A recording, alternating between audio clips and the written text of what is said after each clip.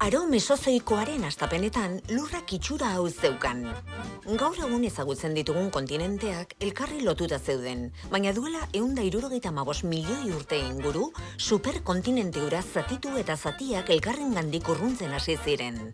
Gertaeraren arrastoak aurkitu zituen lehen pertsona, Charles Darwin izeneko naturalista gazte bat izan zen. 1834an gauza raro batek arreta deitu zion. Elkarrengandik urrun zeuden lekuetan, ala nola Brasilen eta Afrikan edo Australian eta Indian, berdin-berdinak edo oso antzekoak ziren espezieak bizi zirela ikusi zuten. Nola liteke? Bueno, bi azalpen zeuden. Bata, jainkoak animalia guztiak sortu eta munduan edonola banatu zituela.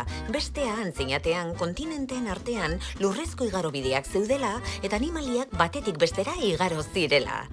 Hala ere, Darwini beste gauza batek ere deitu zion arreta. Patagoniako labarrak ikertzen ari zela, itsas sedimentuak aurkitu zituela pentsatu zuen, baina nola heldu ziren haraino. 1889an Roberto Mantovani geologo italiarrari ideia bat bururatu zitzaion. Haren arabera, iraganean lurra txikiagoa zen eta kontinente guztiak elkarrekin zeuden.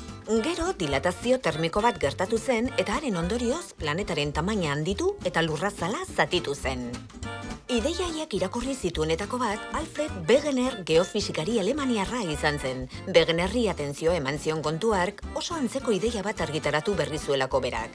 Desberdintasun bakarra zegoen ordea. Wegenerren ustez, lurraren tamaina etzen inoiz handitu. Haren arabera, superkontinentearen apurketa eragin zuena, kontinenten jitoa izenarekin bataiatu zuen fenomenoa izan zen. 20. mendean teoria baten zein bestearen babesleak agertu ziren. Azkenean balantzalde batera erorarazi zuena, Marizar Estatu Batuetako kartografoa izan zen.